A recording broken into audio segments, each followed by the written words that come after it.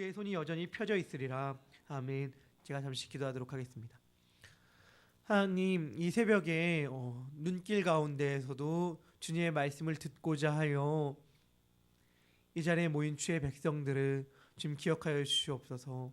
그러므로 말미암아 주님께서 우리들에게 주님의 말씀을 전하여 주시옵소서. 연약한 자가 주 앞에 섰습니다. 연약한 자를 세우신 까닭은 그렇게 해서라도 하나님께서 꼭 우리들에게 전하고자 하는 말씀이 있으신 줄 믿습니다. 이 자리에 우리들 나온 까닭은 이 새벽 가운데 잠을 깨치고 힘들고 어려운 길이지만 눈길이지만 나온 까닭은 주님께서 우리들에게 꼭 하고 싶은 말이 있으셔서 부르신 줄 믿사오니 하나님의 백성들에게 주님의 말씀을 들려주심으로 말미암아 주의 말씀을 기억하고 오늘 하루를 살아갈 수 있도록 인도하여 주시옵소서. 감사드리며 예수님의 이름으로 기도드립니다. 아멘. 네, 큐티 본문에 따라 오늘의 말씀을 읽습니다. 오늘의 말씀은 심판에 관한 메시지입니다. 어제 본문만 해도 역전하시는 하나님에 관한 이야기가 나왔습니다. 만군의 여호와의 열심히 이를 이룰 것이라고 우리는 말씀을 읽었습니다. 그런데 오늘은 또 바로 이어서 심판에 관한 이야기가 나옵니다. 그것도 거의 완전한 심판에 가까운 이야기가 나오죠. 그런데 사실 이사야서가 그렇게 구성되어 있습니다. 이사야서는 사실 처음부터 마지막 장인 66장까지 심판과 구원, 아니면 구원과 심판으로 반복되어지는 이야기입니다. 제가 이사야서 1장 이야기를 잠깐 살펴보겠습니다. 제가 이사야서 1장 24절부터 27절까지 읽겠습니다. 그러므로 주 만군의 여호와가 이스라엘의 전능자가 말씀하시되 슬프다. 내가 장차 내 대적에게 보응하여 내 마음을 편하게 하겠고 내 원수에게 보복하리라. 여기서 내 대적과 내 원수는 예루살렘, 하나님의 말씀을 듣지 않았던 남유다 백성들을 가리킵니다. 내가 또 내 손을 내게 돌려 내 찌꺼기로 잿물을 씻어 녹여 청결하게 하며 내 혼잣물을 다 제하여 버리고 내가 내 재판관들을 처음과 같이 내 모사들을 본래와 같이 회복할 것이라. 그리한 후에 내가 의의 성읍이라 신실한 고을이라 분리라 하셨나니 시온은 정의로 구속함을 받고 그 돌아온 자들은 공의로 구속함을 받으리라. 무슨 말이냐면 심판 가운데 저주 가운데서 하나님께서 구원하여 주심으로 말미암아 결국에 이스라엘이 회복될 것을 말씀하십니다. 그런데 바로 이어서 28절에 이렇게 이야기를 합니다. 그러나 패역한 자와 죄인은 함께 패망하고 여호와를 버린 자도 멸망할 것이라. 너희가 기뻐하던 상수리 나무로 말미암아 너희가 부끄러움을 당할 것이요 너희가 택한 동산으로 말미암아 수치를 당할 것이며 너희는 잎사귀 마른 상수리 나무 같을 것이요 물 없는 동산 같으리니 강한 자는 사무라이 같고 그의 행위는 불티 같아서 함께 탈 것이나 끌 사람이 없으리라 라고 말씀을 하면서 회복의 메시지, 구원의 메시지 다음에 바로 이어서 심판의 메시지, 저주의 메시지를 이사야는 전합니다. 이사야서 첫 장 1장에 그리하였다면 이사야서 마지막인 66장도 그러합니다. 이사야서 66장 22절과 23절은 이렇게 이야기를 합니다. 내가 지을 새 하늘과 새 땅이 내 앞에 항상 있는 것 같이 너희 자손과 너희 이름이 항상 있으리라. 여호와의 말이니라. 여호와가 말하노라. 매월 초하루와 매 안식일의 모든 혈육이 내 앞에 나와 예배하리라 이야기하면서 결국엔 하나님이 자신의 말을 안 들었던 내 백성이 내게로 나와 예배드릴, 자신의 백성뿐만 아니라 그 백성으로 말미암아 온 열방이 자신에게로 나와 예배드릴 그 영광스러운 날에 대해 이야기를 합니다. 그리고 바로 뒤에 이사야서 맨 마지막 절인 24절에서 이렇게 이야기를 합니다. 그들이 나가서 내게 패역한 자들의 시체를 볼 것이라. 그 벌레가 죽지 아니하며 그 불이 꺼지지 아니하여 모든 혈육에게 가증함이 되리라. 그러면서 이스라엘은 맨 마지막에 24절은 심판과 영원한 저주에 관한 이야기를 합니다. 왜 그럴까요? 그런데 사실 생각해보면은 우리의 삶도 이와 같다라는 생각을 하게 됩니다. 무슨 말이냐면 우리의 삶은 늘 고난과 구원의 반복이지 않습니까? 우리들의 죄로 아니면 우리들 어떤 이유인지 모르겠지만 우리들은 고난을 당합니다. 그리고 하나님께 부르짖지요. 그럼 하나님께서 우리들을 구원하여 주십니다. 그래서 또 한동안 평온한 것 같다가 또 어느 순간 삶의 어려움이 찾아오고 부르짖고 구원받는 이러한 삶이 우리들의 삶 가운데서 계속 반복되지 않습니까? 왜 그럴까? 생각해보면 성경에서 이야기하듯이 고난이 우리들이 하나님의 자녀 만든 우리들을 하나님의 자녀로 만들어가는데 사용되는 하나님의 방법이시라면 이해가 됩니다. 하나님께서 우리들의 고난 가운데 하나님을 찾게 하시며 그러므로 그 가운데 구원해 주시고 그러면서 우리들을 하나님의 자녀로 만들어 주심으로써 어떻게 하냐면 맨 마지막에 있을 영원한 심판과 영원한 구원 가운데 영원한 심판, 이사야서 66장 24절에 나오는 영원한 심판을 면제하게 하기 위하여 우리들의 삶 가운데 수없이 많은 작은 고난들, 우리들은 삶 가운데 작다고 체험되진 않지만 영원한 저주에 비해선 작은 심판들과 고난들을 허락하여 주시는 것입니다. 이사야서도 마찬가지이기 때문에 그렇게 심판과 구원의 메시지가 계속 반복되는 것입니다. 그런데 우리들은 생각할 수 있습니다. 우리의 삶 가운데 그리고 성경 말씀 가운데 회복과 구원의 말씀만 있다면 얼마나 좋을까. 그런데 사실은 그렇지 않습니다. 왜냐하면 엄밀히 생각해보면 심판이 없는 구원이란 의미가 없기 때문입니다. 하나님은 또한 사랑의 하나님이면서 동시에 공의의 하나님입니다. 우리는 때때로 부정직하게 행하며 죄악의 눈을 감으시며 죄를 모른 척 하시는 하나님에게 사랑을 기대할 수 없습니다.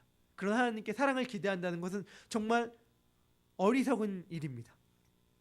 그런데 우리는 이러한 사실을 머릿속으로는 알지만 우리의 삶 가운데에 심판의 하나님, 하나님의 엄중한 손을 때로는 너무 가볍게 여깁니다. 아니 때로는이라보다 너무나도 일상 가운데 자주 평범하게 하나님의 심판을 가볍게 여기지요. 오늘 본문을 살펴볼 때 오늘 본문은 사실 9장 8절부터 10장 4절까지 함께 봐야 합니다. 9장 8절부터 10장 4절까지는 크게 4개의 단락으로 구성되어 있습니다. 그리고 그 4개의 단락은 끝나는 후렴구가 같습니다. 9장 12절을 살펴보면 12절 마지막에 이러한 말씀이 있습니다. 그럴지라도 여호와의 진노가 돌아서지 아니하며 그의 손이 여전히 펴져 있으리라. 17절 마지막에도 이렇게 나옵니다. 그럴지라도 여호와의 진노가 돌아서지 아니하며 그의 손이 여전히 펴져 있지 않으리라. 21절도 그럴지라도 여호와의 진노가 돌아서지 아니하며 그의 손이 여전히 펴져 있으리라. 10장 4절도 그럴지라도 여호와의 진노가 돌아서지 아니하며 그의 손이 여전히 펴져 있지 아니하리라 라는 말이 나옵니다. 이렇게 9장 8절부터 10장 4절까지는 이 마지막 그럴지라도 여호와의 진노가 돌아서지 아니하며 그의 손이 여전히 펴져 있으리라는 말을 후렴구로 한 4개의 단락으로 구성되어 있습니다. 앞에 3단락은 북이스라엘을 향한 심판의 메시지이며 마지막 단락은 남유다를 향한 심판의 메시지입니다. 각각의 말씀들은 심판의 대상과 그 이유에 대해 설명을 합니다. 그렇지만 사실은 그 심판을 당하는 대상도 심판을 받는 이유도 크게 보면 한 가지로 이야기할 수 있습니다. 무엇이냐면 하나님의 말씀을, 하나님의 심판을, 하나님을 우습게 여긴 자가 하나님을 우습게 여긴 대가로 받는 심판이다라는 것입니다. 9장 8절부터 12절을 보면 하나님께서 말씀하십니다. 하나님께서 북이스라엘 백성들에게 말씀하실 때에 그들은 알아야 했습니다. 그들은 이렇게 얘기했습니다. 하나님께서 말씀할 때 알아야 했는데 하나님께 심판하실 때 이것이 하나님의 심판의 심을 그들은 알아야 했는데 그들은 교만하고 완악한 마음으로 이같이 말합니다. 벽돌이 무너졌으나 우리는 다듬은 돌로 쌓고 뽕나무들이 지켰으나 우리는 백향목으로 그것을 대신하리라. 무슨 말이냐면 하나님께서 이스라엘 백성들에게 말씀하시며 내 명령을 어길 땐 너희들 저주를 받을 것 심판을 받을 것인데 그 심판과 저주를 어떻게 표현하셨냐면 하나님은 무너뜨릴 것이며 너희들을 찍어버릴 것이다 라고 이야기했는데 마음이 교만하고 완악한 이스라엘 백성들은 뭐라고 말했냐면 하나님께서 무너뜨리면 더 좋은 곳으로 쌓으면 되지 뭐, 하나님께서 찍어버리셔도 우리가 더 좋은 곳으로 심으면 되지 뭐 라고 그들은 이야기를 했습니다. 하나님은 그렇게 이야기하는 이스라엘 백성들을 어떻게 하시냐면 이방 민족들을 통해서 통째로 삼켜버리십니다. 그리고 하나님 말씀하십니다. 그들을 삼켜버릴지라도 여호와의 진노가 돌아서지 않을 것이다. 우리가 분명히 알아야 될 사실이 하나 있습니다. 여러분들 이런 말을 하거나 들어본 적이 있으십니까? 저는 들어본 적은 종종 있는 것 같습니다. 어떤 말이냐면 내가 평소에는 사람이 좋아 보일지 모르지만 나 한 번 화가 나면 정말 제대로 화내는 사람이야 라는 말입니다. 한 번 내가 마음이 돌아서면 나 그때부터는 가차 없어. 내가 평생 잘할 때 잘해. 이런 말을 들어보거나 하신 적이 있는지 모르겠습니다. 그런데 여러분, 하나님이 정말 그렇습니다. 하나님이 평소에 우리들에게 정말 잘해주시는 것 같다 하더라도 우리가 하나님을 만만히 보고 평소에 하나님께서 우리들에게 하신 말씀을 계속해서 못 들은 채 하고 무시한다면 하나님은 결국 자신의 진노의 손을 펴시고야 말 것입니다. 그런데 한번 진노하시면 정말 무서우신 분이 하나님이십니다. 하나님을 경홀히 여기면 안 됩니다. 13절을 보겠습니다. 그리하여도 그 백성이 자기들을 치시는 이에게 돌아오지 아니하며 만군의 여호와를 찾지 아니하도다. 슬픕니다. 여러분들은 이 구절을 읽으면서 무엇을 느끼신지 모르겠습니다. 하나님께서 앞서 진노하시는 까닭이 무엇일까요? 진노하시는 까닭을 13절의 이 말씀을 살펴보면 알 수 있는데, 진노하시는 까닭이 뭐냐면 돌아오라 라는 것입니다. 찾으라 라는 것입니다. 그런데 이스라엘은 돌아오지 아니하였고 찾지 아니하였습니다. 여전히 자신들의 힘으로 무언가를 하려고 했습니다. 하나님은 그러한 그들을 어떻게 하십니까? 14절에 보면 이렇게 얘기합니다. 그러므로 여호와께서 하루 사이에, 그들이 아무리 거대해 보이고 강해 보이고 힘이 있는 것처럼 보이지만 하나님께서 한번 노를 바라시면 하루 사이입니다. 하루 사이에 하나님께서는 머리와 꼬리, 머리는 장로와 존귀한 자, 권력자이고 꼬리는 그들에게 빌부터 아부하던, 하나님의 말씀을 꺾으며 그들의 눈치를 봤던 종교인들을 가리킵니다. 종려나무 가지는 존귀한 귀인들을, 갈대들은 비천한 자들을 상징합니다. 하나님께서 이들을 다 한 번에 끊으시고 한다는 말씀은 남녀를, 노소를, 빈부를, 귀천을 막론하고 하나님의 심판이 임할 것이라는 말입니다. 하나님은 심지어 자신이 기뻐하시던 장정들도, 하나님께서 긍휼히 여기셨던 과부와 고아들까지도 하나님의 심판이 임하실 것이라고 말씀하셨습니다. 그래도 하나님의 손은 거두어지지 않습니다. 악행은 마치 불이 타는 것 같습니다. 자신이 죽어가고 있다는 걸 아는데, 하나님의 심판으로 말미암아 자신이 멸망당하고 있다는 걸 아는데도 불구하고 멈출 줄을 모릅니다. 자신이 완전히 타서 소멸될 때까지 계속해서 불탑니다. 그것은 찔레와 가시를 삼키며 빽빽한 숲을마저 살라버립니다. 이사야서를 보면 심판의 모티브, 심판 때 사용되는 단어들이 계속해서 유사하게 펼쳐집니다. 그런데 이사야서 가운데 심판의 상징, 그러니까 하나님께서 이스라엘 백성들을 심판하신 것에 대한 상징의 말이 무엇이냐면 찔레와 가시, 현극, 이런 것입니다. 빽빽한 숲을.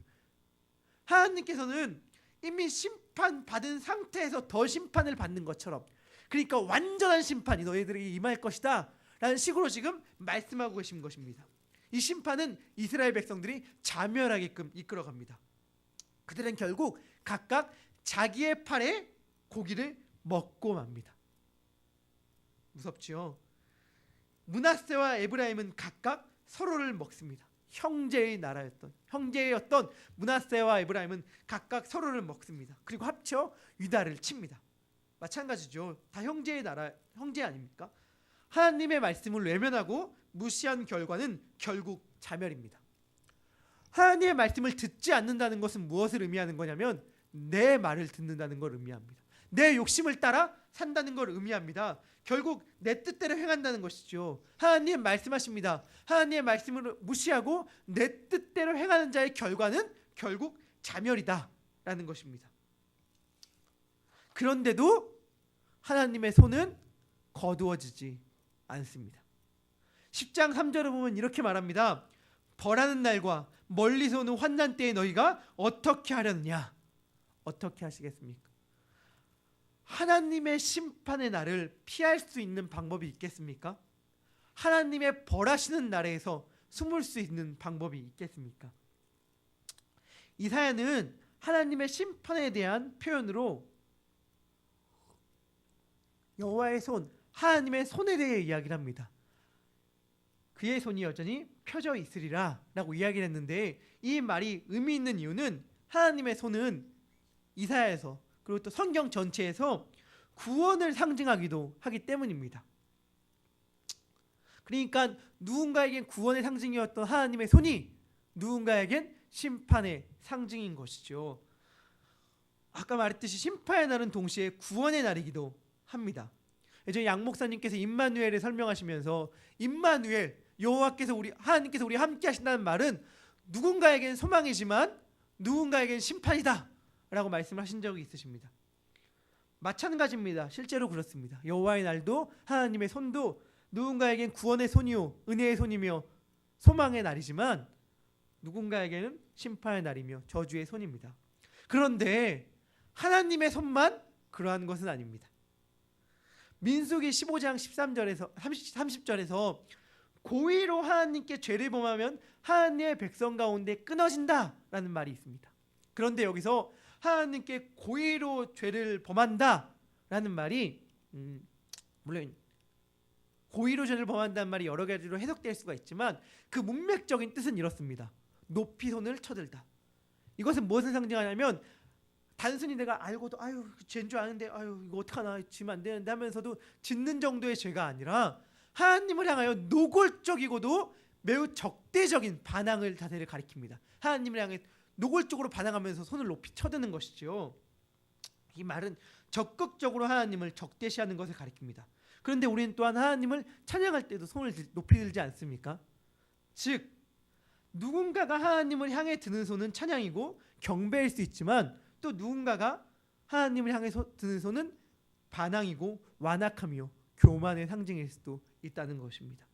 결국 그러니 관계인 것 같습니다.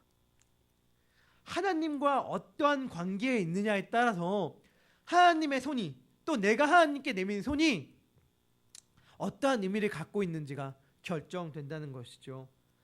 그런데 하나님과의 생명의 관계를 유지하기 위해서 이사야의 표현을 빌린다면 하나님은 우리의 하나님이 되고 하나님은 내 하나님이 되고 나는 하나님의 백성이 되는 그러한 관계를 유지하기 위해서 어떻게 해야 하는가를 이사야에서는 이렇게 설명합니다.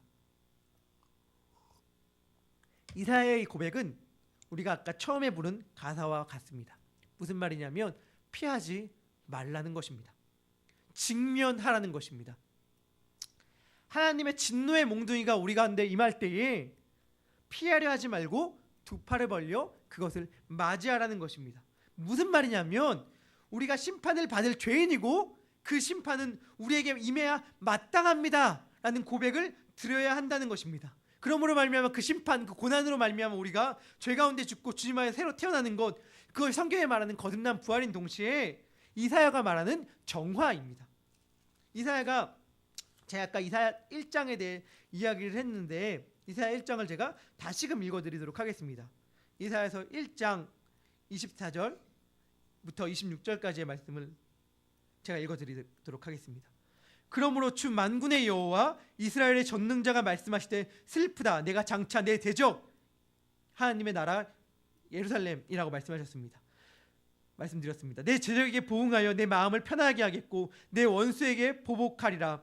내가 또 내 손을 내게 돌려 내 찌꺼기를 잿물로 씻듯 녹여 청결하게 하며 내 혼잣물을 다 제하여 버리고 내가 내 재판관들을 처음과 같이 내 모사들을 본래와 같이 회복할 것이라. 그리한 후에 내가 의의 성읍이라 신실한 고을이라 불리라 하셨나니 라는 말은 무엇이냐면 하나님의 심판이 온전히 임했을 때에 그것을 받아들임으로 말미암아 내 안에 더러운 것들이 다 제하여지고 정결하여져서 하나님의 백성으로 된다는 말인데 이것은 사실 모세 오경에서부터 예언되었던 말입니다.